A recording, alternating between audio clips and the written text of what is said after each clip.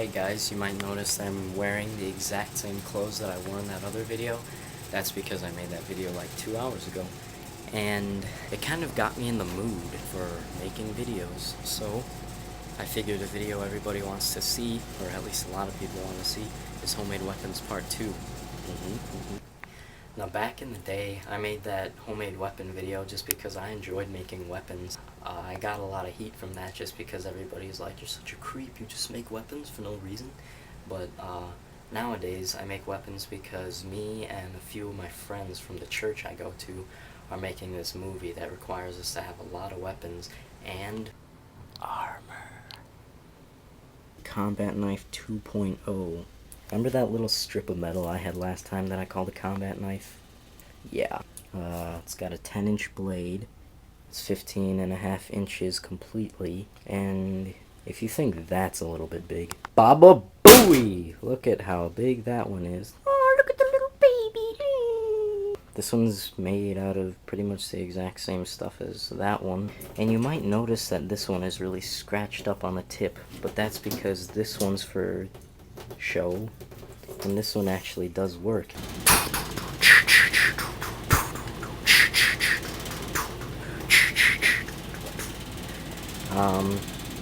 This is my armored poncho.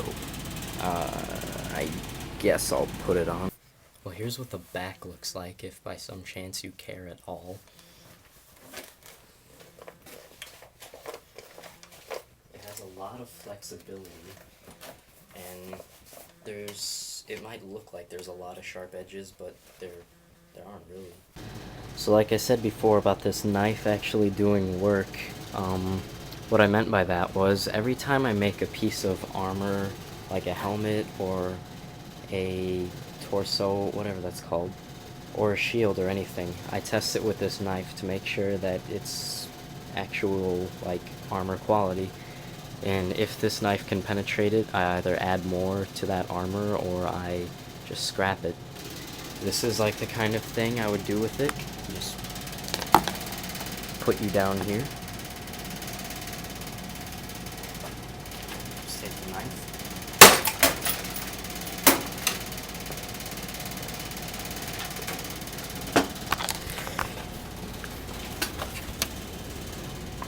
And there's not even a dent. That might look like it's dented, but it's like that because it pokes your nipples if you don't bend it like that. Fun fact. Next on the menu is the mounted machete. I'll put it on right now. Here it is. I actually did not make the blade for this. If you go to Walmart, you can buy machetes for $8. And I actually bought an $8 Walmart machete, and I sanded off the black paint on it, and then I cut these shield grabber notches in the back. That's for if your enemy has a shield, you can hook it on the shield and pull it down and get them with your other blade, or just punch them in the face. And then to go along with the wrist-mounted blade thing is a fist-mounted propane tank shield. I'll pull my pants up real quick and I'll show you what it does. It shields you. So yeah, there's an elbow pad to pad your elbow, and a propane tank shield to shield you. I'm gonna go shoot myself in the face now. Okay, I'm using my dad's camera and it's really running out of memory, and so I'm gonna have to cut the rest of this video short. I mean, I'll try to show you as much stuff as I can, but sorry if I seem like I'm kind of rushing, but I just explained it to you, and I'm rambling. So, here we go.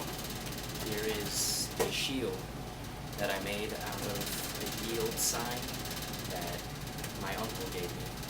It's about an 1/8 inch thick, and I put these horn studs on it, so it doubles as a weapon. Yeah. I think this one's a lot cooler, though. It's a Riot Shield that I made out of a stop sign ahead street sign. It's really big. It's like, I mean, it's heavy, but you get used to it. And it's actually so big that little white boys such as myself can actually hide completely behind it. Look. Complete coverage. Yeah. Okay, we've got 4 layers of 1/8" plexiglass on each side of this shield. 4 layers here, 4 layers there, and then that grill that I had on the armor. So 1/8 times 4, that's probably about 3,000 feet of plexiglass in that shield.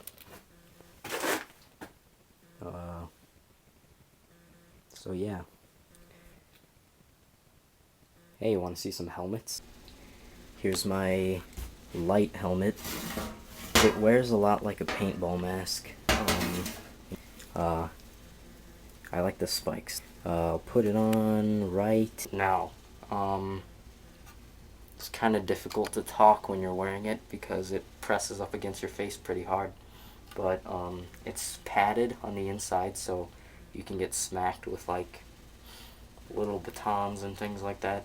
But there's no glass, so from the front you're pretty vulnerable to rocks and whatnot. But from the sides you can take pretty much any thrown projectile or small melee weapon. But next you gotta see my heavy helmet. Here's my heavy helmet. I don't know what the thickness of this metal is, but it's really tough. Like, it's knife proof, with license plate on top, and 7 layers of 1/8" plexiglass. Oh wait, no, I think this is 16". I don't freaking know, okay, YouTube? It's got these pipes going into a snorkel mouthpiece, so you can breathe out of the helmet. Got the grill plating on the front, and it's got this ridge right here, so that if things hit you in the face, they bounce up, hit that ridge, and bounce away. Don't go into the eyes, but even if they hit the eyes, they wouldn't go in because of this glass. It's got this piece of cloth with these pieces of metal dangling from them to protect the neck when you're wearing it. I actually don't want to put this on because it's full of rust on the inside, and I have enough acne as it is. You can look on the inside to see how nasty it is. Yeah. So yeah, that's not going on. But hey, I might sell this online if anybody wants it, if they want to clean it up or whatever. I'm not selling that though. Okay, what everybody was complaining about in the first video was that I didn't have any real ranged weapons, just those squares. I'm kind of ashamed of the squares, guys. Please don't hold that against me. If you're one of those people that complained about not having any real ranged weapons, I say pull your thumb out of your mouth, get a fresh diaper, because I have bows and arrow. I'm not gonna ramble about this because I'm running out of time, but the thing, I don't know what it's called, is made out of PVC pipe wrapped around with a lot of vinyl electrical tape, and it's got a nylon cord that's made out of a regular wooden dowel rod painted black, and it's got a screw on the tip for an arrowhead. It looks kind of crooked from here, but it's not. That thing, I forgot what I made that out of, so I'm not going to talk about it. I'm shooting the medium length bow at that piece of foam right there. It's about 11 feet from this thing, and I'm going to walk about 7 feet that way, so here we go.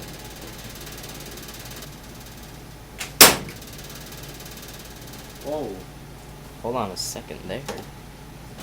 I seem to have actually shot through the metal and hit this old railing, and I actually nailed it to the railing. It's not coming out. The cool thing about having a screw as the head is all you have to do is turn it to the left to unscrew it from wood. So yeah, there's a hole. The longbow pretty much does the exact same thing, so I'm not even going to show you that. This concludes Homemade Weapons Part 2. I hope you enjoyed it, and I'll see you later.